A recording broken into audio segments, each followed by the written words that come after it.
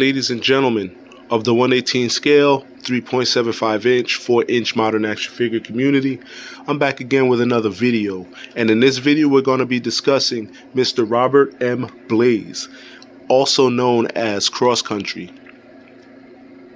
So Cross Country was released in 1986 as an action figure. He was sold exclusively with the Havoc, and the Havoc stands for something, and I'll put it here what it stands for.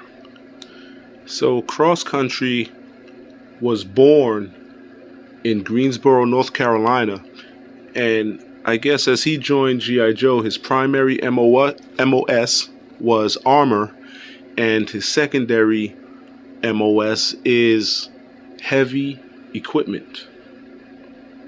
Now, Cross Country's first appearance in a cartoon fashion was the movie that I discuss a lot on this channel, Arise Serpentor Arise. Now, there were a few different variations of the 1986 version. I believe there was one where his feet were molded in white and painted over in brown, and then there was another one where his feet was molded in the actual color of brown. And then there's between those two figures they have different hair variations, but ultimately that's the only 1986 variations out there. However, there are three different Cross Country figures. There was the variations I mentioned before that was released in 1986. Then you have a variation that was released in 1983 with a different tooling and a different color, and I'll post a picture of all of these guys that I'm discussing right here. And then this version, which is the modern version, which was released in 2014. This particular one was released through the Figure subscription service, and there are carded ones. I did not get a carded one. I got him. He just pretty much came in a little brown plain box, and he was in this plastic. So let's go ahead and get him off of this plastic and let's check him out. So first and foremost, let's pause and read this card if you're interested. Next, he has his action figure stand, customized, pretty much fully customized to Cross Country. No other paint apps on this. We've seen these before, but there's his name, his code name on the front. Awesome. There you go, hard plastic. We've seen these before. Next, we have his rifle, which is actually pretty cool. I wasn't expecting him to have a rifle this cool. What is this, an M4? I don't know. So I like how they they took the time to paint the handles black. It's not just all cast in gray. That's pretty cool. It's done nicely, very nicely done. All right, moving right along. He has this revolver style weapon. I don't think this is a real world weapon, but I could be wrong. I don't know. Again, cast in all gray with a black painted handle. Pretty cool. It looks good. We'll look at that a little bit more later.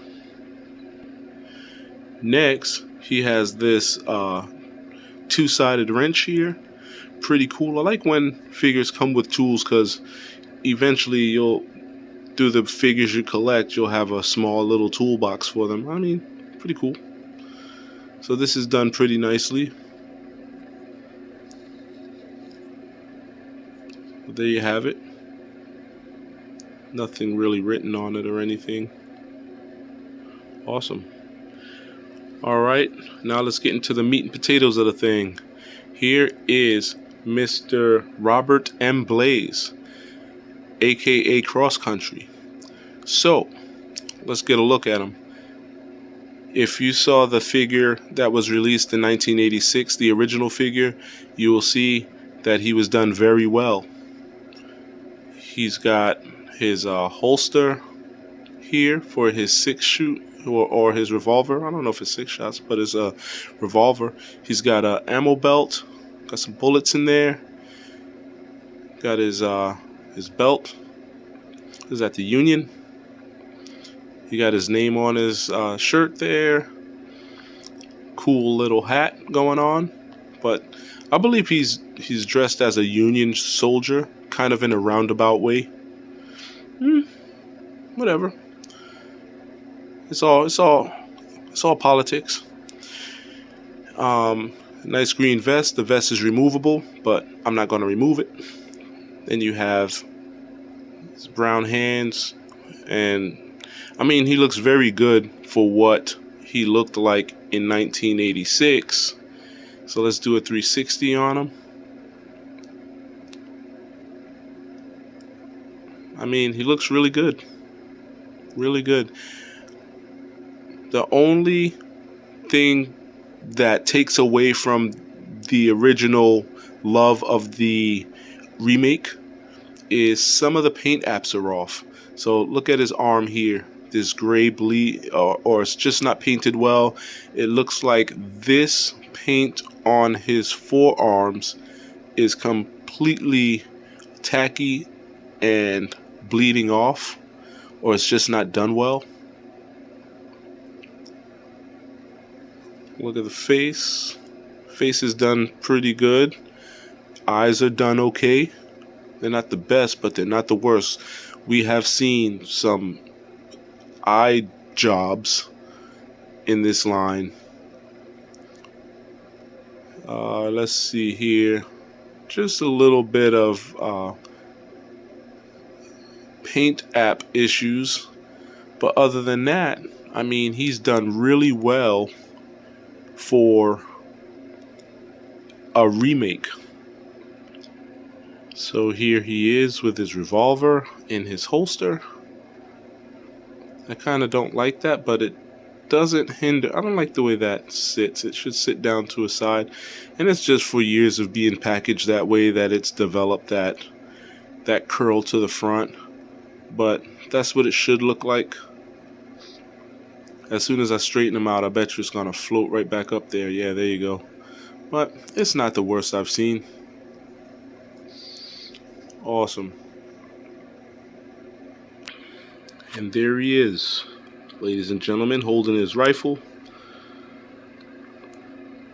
using the figure stand, and we're getting a pose out of him. Awesome. So this particular figure, just because how well he's done to the original character, but I also cannot forget that there are some paint app issues here. If he was done a little better with the paint, he would be a higher grade. But for this one, I'm gonna give a B+. I mean, he's done very well. Those are very small issues, done very well to the original character. So, you know, that's what I like. I like to see them actually capture. I'm sorry, I'm tongue twisting here, but I like to see them actually capture the true essence of the original character in these moderns. So when I see them, they get high grades automatically. So he's going to be a B+ for me, all right? Do you guys agree? Anyway, I'm going to end this video right here. If you have any questions or comments, feel free to put them down below. I'll get to them at my earliest convenience, all right? So with that being said, I'm going to end. I think I might have said that already. So I'm ending this video right here. I'll see you on the next one. Peace. Thanks for watching my videos. I appreciate you all. All right? Later.